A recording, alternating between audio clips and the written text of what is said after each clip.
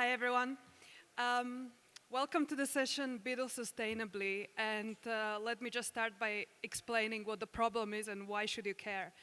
I'm going to talk about decentralized workforce intel, and for the crypto and Web3 space to actually make a big splash in the global scene, we really need to attract a lot of talent. We need to attract the right talent, and we need to make them love their job.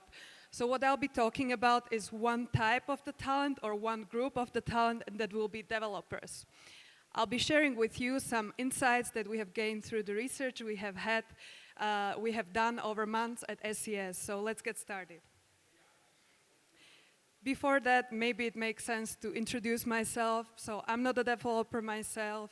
I have a marketing background. I'm interested in communications and culture, and how this interacts in globalization had led me to discover open source and open innovation.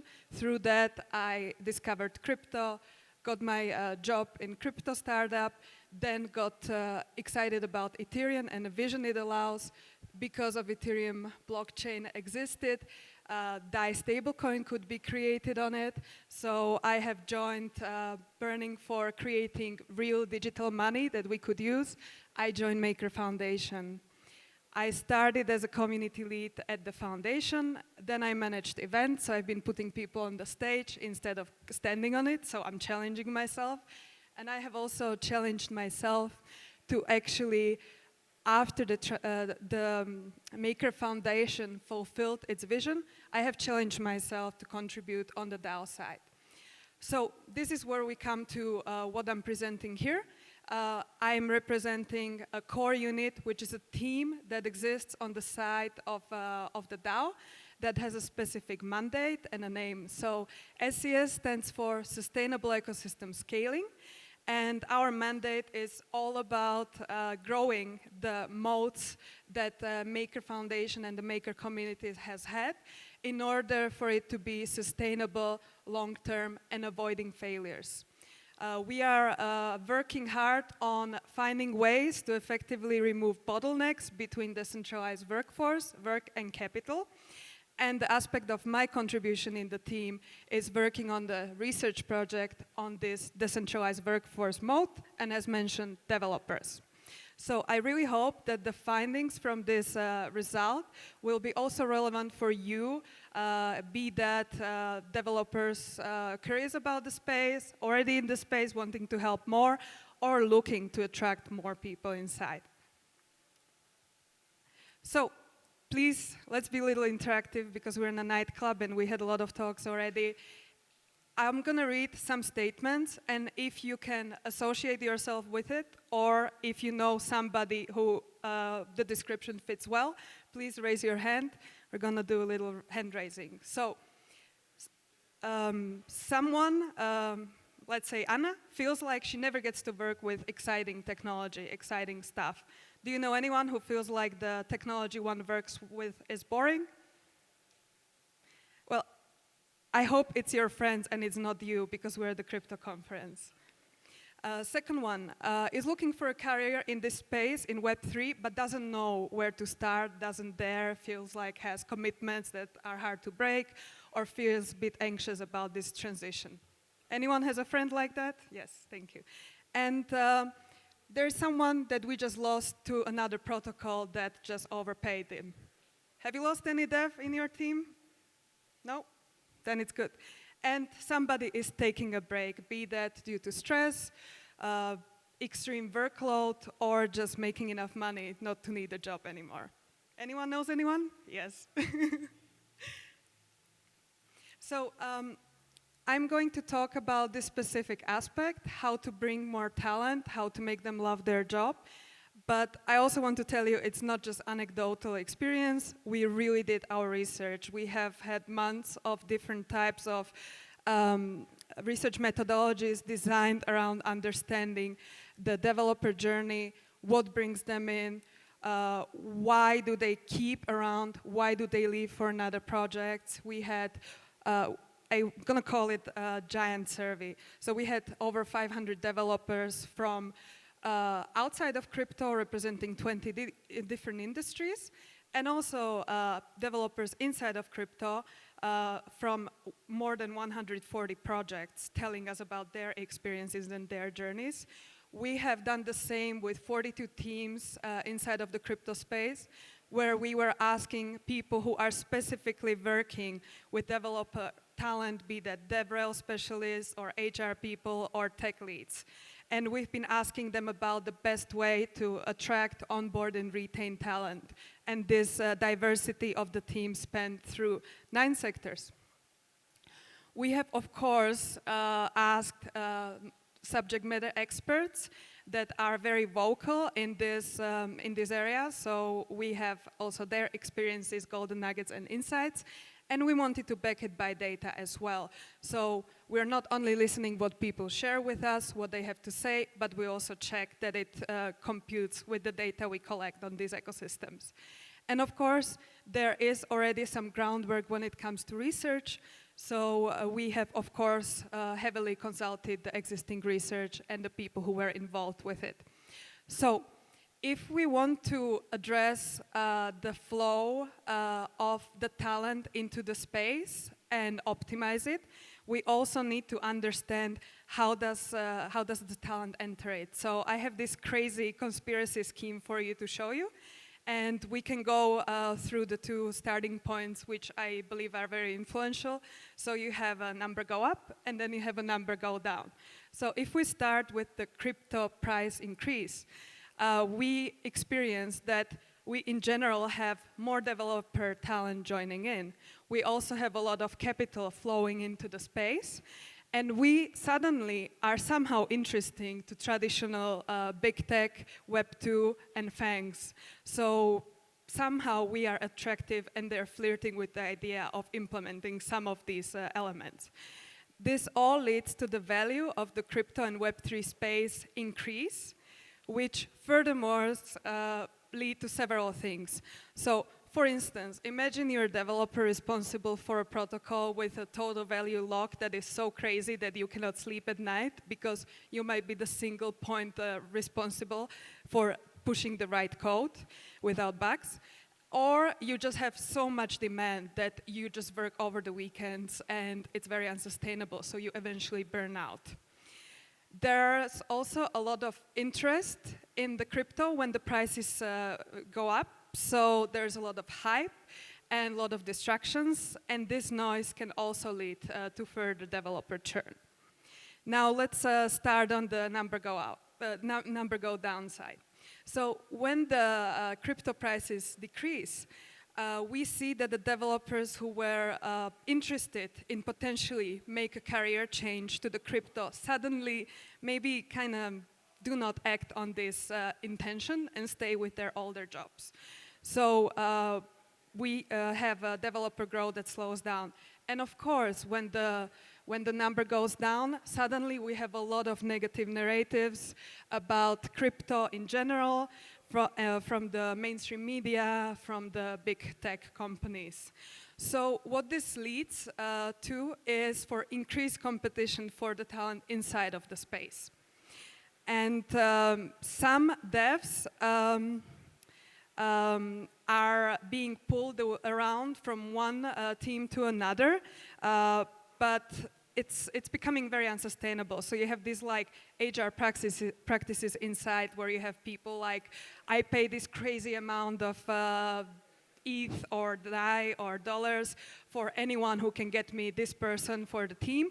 And also, we're kind of like trying to poach talent from each other, which is not really good practice if we want to grow as an ecosystem. Plus, if we wave dollar bills in front of developers, we might kind of kill the whole spark of the mission and vision that people should contribute to. So there is a little order in here, although it looks very messy. Now, on the positive note, we know that the supply side, which we consider the developer talent here, has pretty good outlooks. If we are curious to find out whether the crypto can cross the chasm, we are well on the way. The latest research by Electric Capital shows that we have over 18,000 developers that are actively contributing to the space. And even if the prices have stopped increasing or like stagnate or decrease, this growth should continue towards the end of 2023 if this price cycle is like the previous one. We also know that talent is flowing in. More developers have joined the space than ever in 2021. And with every single value increase of the industry, we have talent flowing in. And the third picture here is just the crazy VC valuations for crypto as a whole in 2021.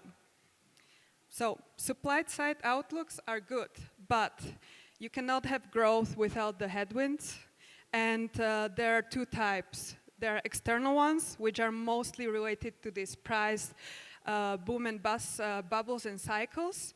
You can see a price innovation cycle where the increase in price leads to increased interest, and over some time, new ideas are being brought up and realized into startups and projects, which in the next cycle again feeds the price increase.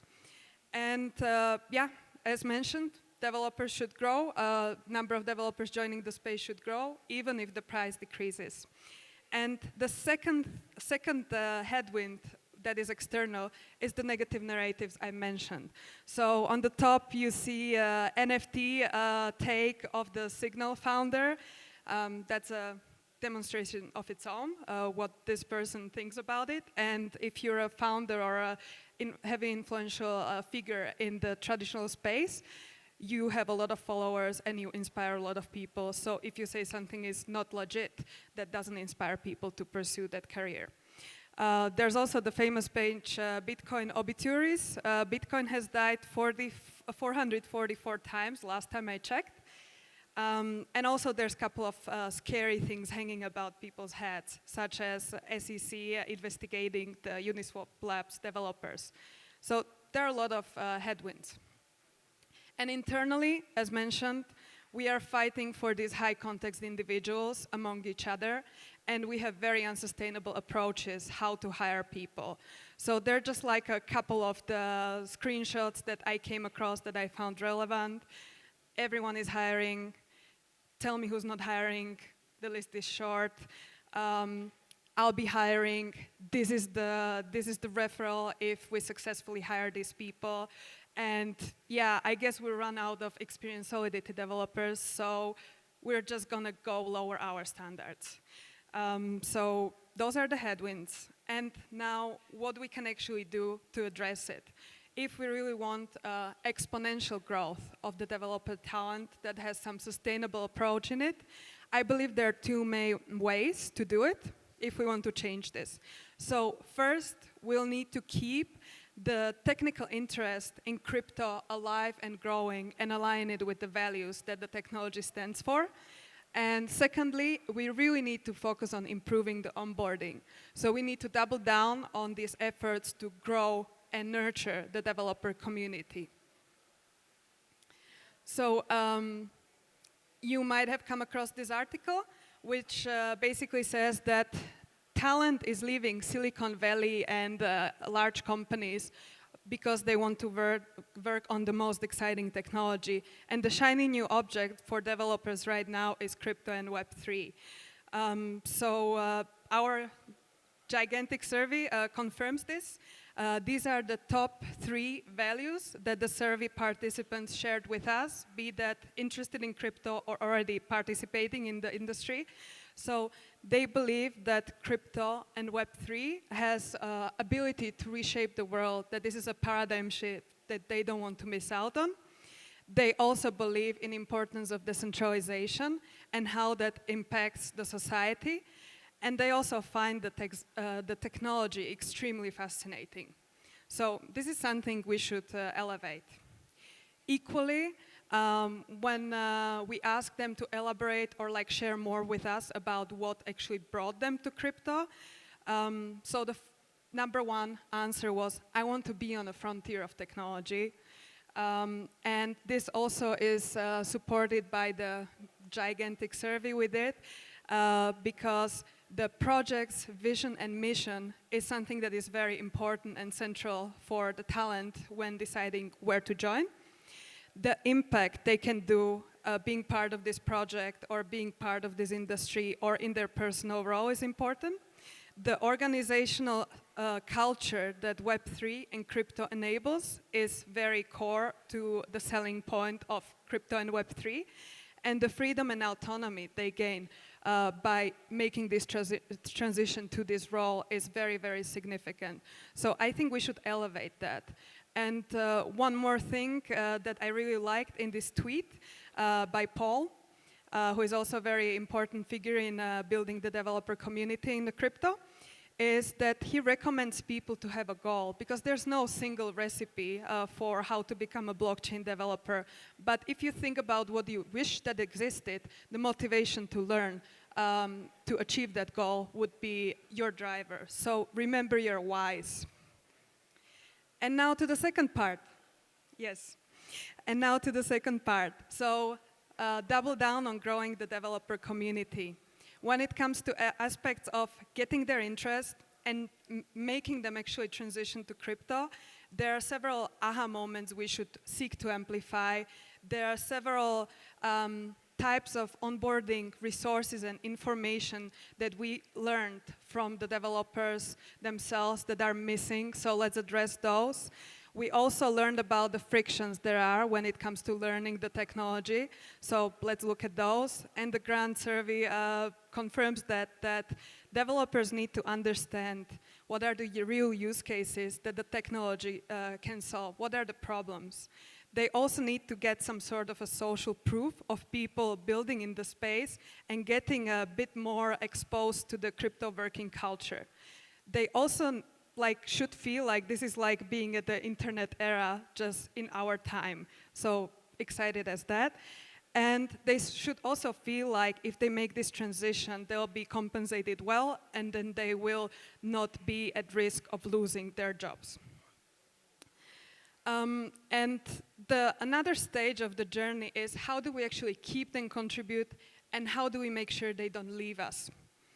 So the top 4 churn reasons were, when asking the professionals in the teams managing developers, were given as lack of project and individual clarity, lack of project success and traction, and too many opportunities with other projects, and some have claimed burnout and related issues from too much workload.